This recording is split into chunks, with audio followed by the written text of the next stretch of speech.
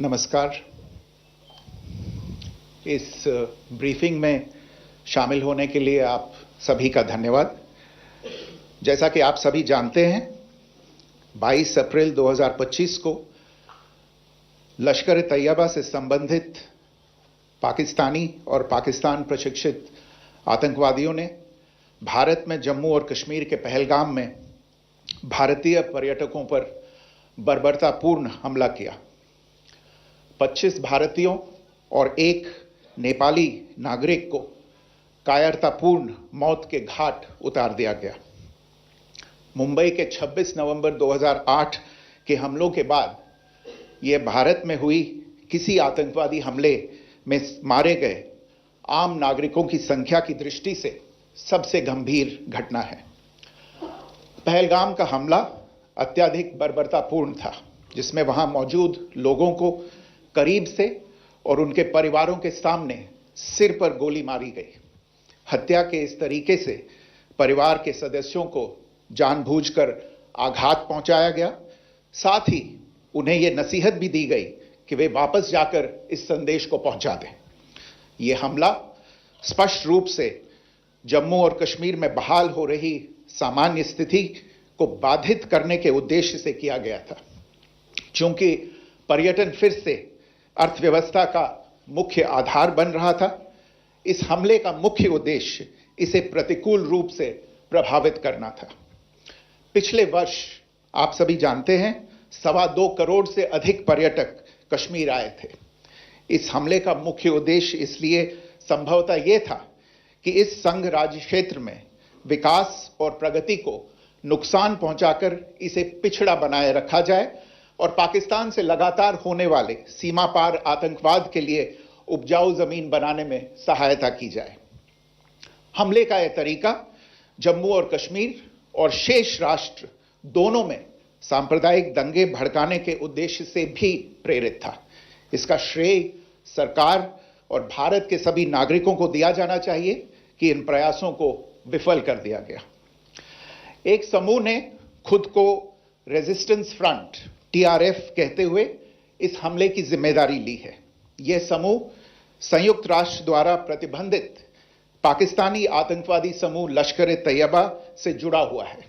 यह उल्लेखनीय है कि भारत ने मई और नवंबर 2024 में संयुक्त राष्ट्र की 1267 कमेटी की सैंक्शंस मॉनिटरिंग टीम को अर्धवार्षिक रिपोर्ट प्रस्तुत की थी, जिसमें TRF के बारे में साफ इनपुट दिए गए थे। इससे पाकिस्तान स्थित आतंकवादी समूहों के लिए कवर के रूप में TRF की भूमिका सामने आई थी। इससे पहले भी दिसंबर 2023 में भारत ने इस टीम को लश्कर-ए-तैयबा और जैश-ए-मोहम्मद के बारे में सूचित किया था, जो TRF जैसे छोटे आतंकवादी समूहों के माध्यम से अपनी गतिविधियों को संचालित कर रहे हैं। इस संबंध में 25 अप्रैल को UN सिक्योरिटी काउंसिल प्रेस वक्तव्य में TRF के संदर्भ को हटाने के लिए पाकिस्तान के दबाव पर भी ध्यान दिया जाना चाहिए। पहलगाम आतंकवादी हमले की जांच से पाकिस्तान के साथ आतंकवादियों के संपर्क उजागर हुए हैं। रेजिस्टेंस फ्रंट द्वारा किए गए दावे और लश्कर-ए-तैयबा से ज्ञात सोशल मीडिया हैंडल द्वारा इसको रीपोस्ट किया जाना इसकी पुष्टि करता है। चश्मदीद गवाहों और विभिन्न जांच एजेंसियों को उपलब्ध अन्य सूचनाओं के आधार पर हमलावरों की पहचान भी हुई है। हमारी इंटेलिजेंस ने इस टीम के योजनाकारों और उनके समर्थकों की जानकारी जुटाई है। इस हमले की रूपरेखा भारत में सीमा पार आतंकवाद को अंजाम देने के पाकिस्तान के लंबे ट्रैक रिकॉर्ड से भी जुड़ी हुई है, जिसके लिखित और स्पष्ट दस्तावेज उपलब्ध हैं। पाकिस्तान दुनिया भर में आतंकवादियों के लिए एक शरण स्थल के रूप में पहचान बना चुका है। यहां अंतर्राष्ट्रीय स्तर पर प्रतिबंधित आतंकवादी सजा पाने से बचे रहते हैं। इसके अलावा पाकिस्तान ने इस मुद्दे पर विश्व और फाइनेंशियल एक्शन टास्क फोर्स जैसे अंतर्राष्ट्रीय मंचों को जानबूझकर गुमराह करने के लिए भी जाना जाता है। साजिद मीर का मामला, जिसमें इस आतंकवादी को पाकिस्तान ने मृत घोषित कर दिया था और फिर अंतर्राष्ट्रीय दबाव के परिणाम स्वरूप वो जीवित पाया गया, इसका सबसे स्पष्ट उदाहरण है। यह स्वाभाविक है कि पहलगाम में हुए इस हमले से जम्मू और कश्मीर के साथ साथ भारत के अन्य भागों में भी आक्रोश देखा गया। हमलों के बाद भारत सरकार ने स्वाभाविक रूप से पाकिस्तान के साथ संबंधों को लेकर कुछ कदम उठाए।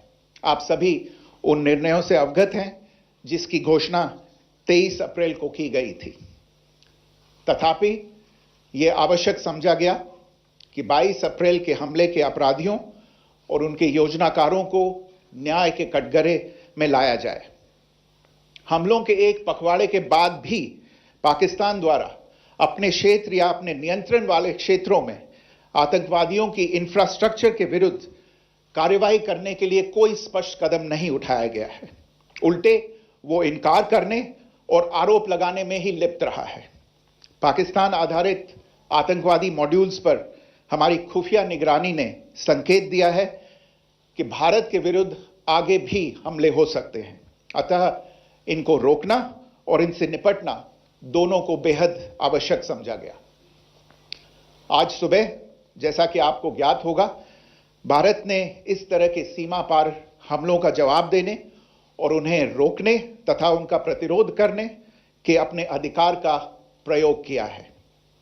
यह कार्यवाही नपीतुली, नॉन एस्केलेटरी, आनुपातिक और जिम्मेदारीपूर्ण है। यह आतंकवाद की इंफ्रास्ट्रक्चर को समाप्त करने और भारत में भेजे जाने वाले संभावित आतंकवादियों को अक्षम बनाने पर केंद्रित है।